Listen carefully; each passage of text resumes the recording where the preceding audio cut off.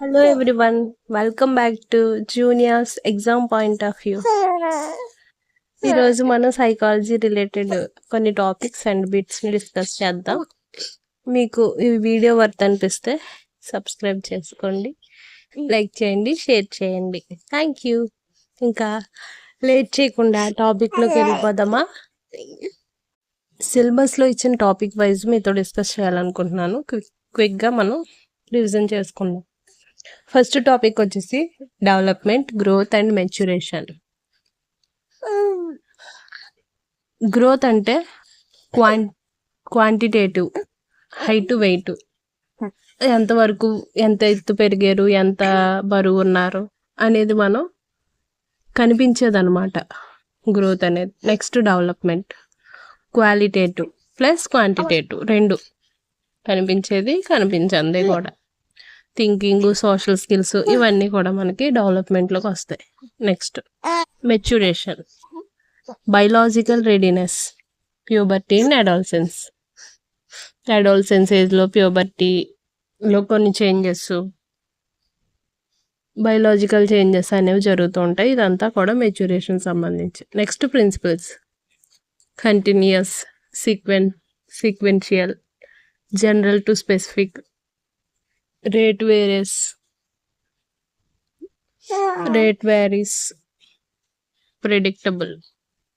Principles అనేవి ఇలా ఉంటాయి. కొన్ని కంటిన్యూగా మనం పాటించే ఉంటాయి, కొన్ని సీక్వెన్స్ అంటే అప్పుడప్పుడు.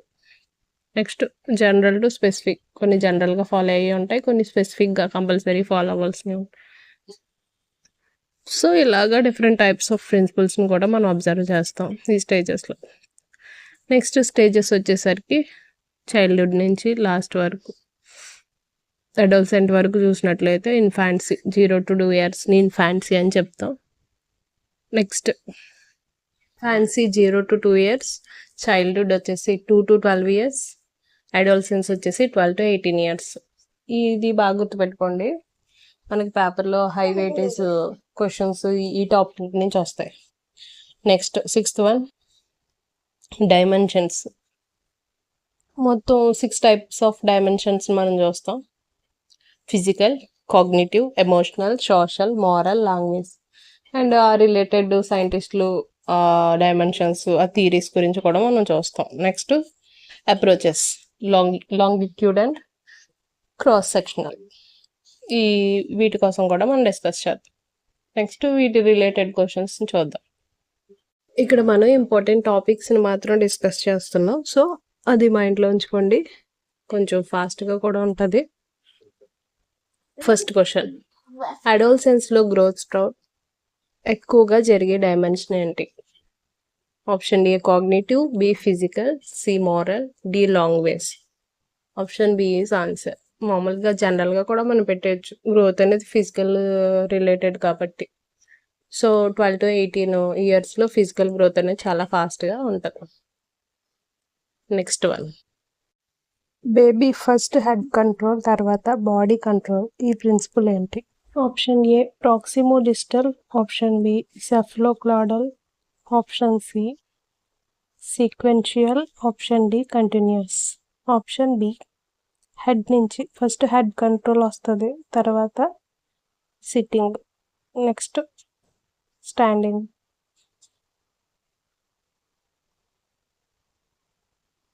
నెక్స్ట్ క్వశ్చన్, సేమ్ చిల్డ్రన్ని క్లాస్ 6 నుంచి క్లాస్ 10th వరకు స్టడీ చేస్తే option A cross sectional, option B longitudinal, option C case study, option D survey.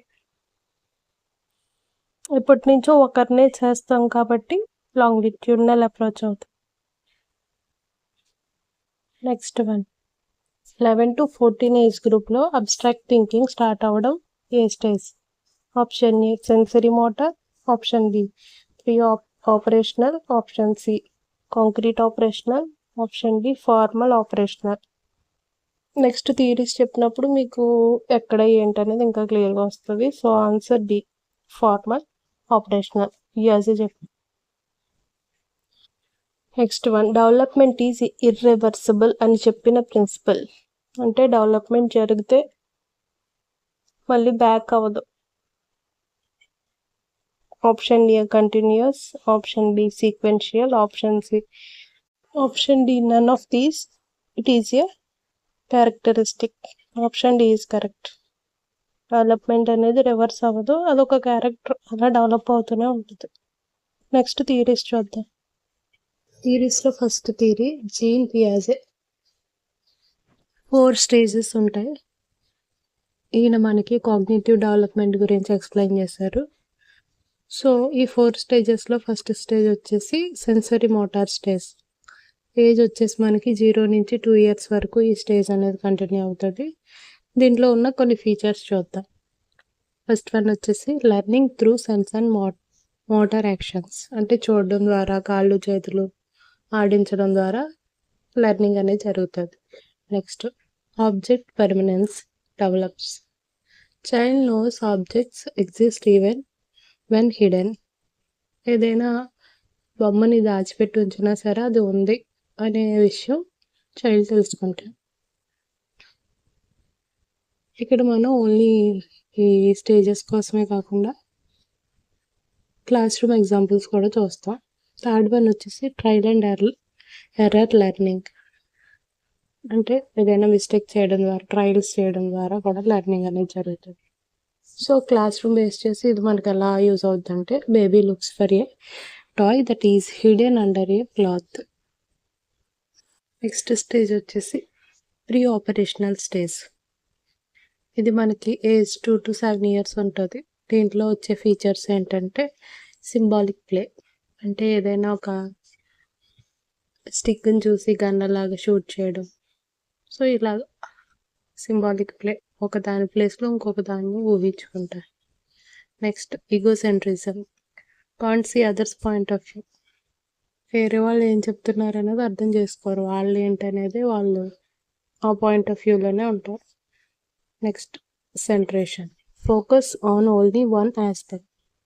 ఏదైనా ఒక దాని మీదే దృష్టి ఉంచుతారు. ఇప్పుడు ఒక 2 గ్లాసెస్ డిఫరెంట్ సైజెస్లో ఉన్నాయి, బట్ క్వాంటిటీ వాటర్ రెండిట్లోనూ ఒకే క్వాంటిటీ ఆఫ్ వాటర్ ఉన్నప్పుడు ఏది దేంట్లో ఎక్కువ ఉన్నాయని అడిగితే సైజ్ చూసుకొని దాన్ని బట్టి ఇది దీంట్లో ఎక్కువ ఉన్నాయి అనేది వాళ్ళు చెప్తారు. Next no conservation. No conservation అంటే ఏంటంటే, ఇప్పుడు ఎగ్జాంపుల్కి క్లే తీసుకొని ఒక బాల్ తయారు చేసి అదే బాల్ని మళ్ళీ ఒక స్నేక్ షేప్లో తయారు చేస్తే దానికంటే ఇది పెద్దదే, లేకపోతే దానికంటే ఇక్కడ ఎక్కువ అమౌంట్ ఆఫ్ క్లేని యూస్ చేసాం అన్న పాయింట్ ఆఫ్ వ్యూలో ఆలోచిస్తాం. దీన్ని మనం క్లాస్ రూమ్ ఎగ్జాంపుల్గా ఎలా చెప్పచ్చు. Child says my teddy is talking to మీ.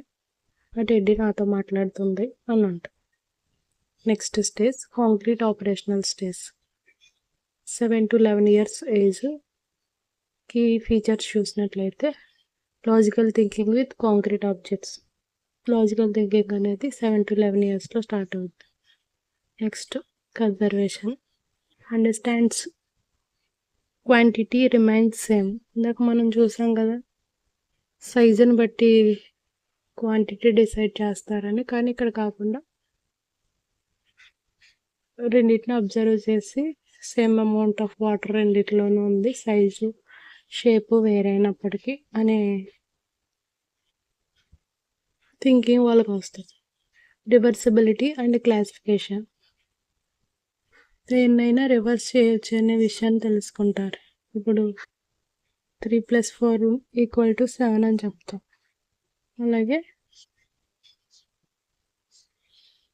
7 - 4 3 అనే కన్క్లూజన్కి వస్తారు. సో ఇలాగా రివర్స్ చేయొచ్చు అనే విషయాన్ని తెలుసుకుంటారు. Next classification.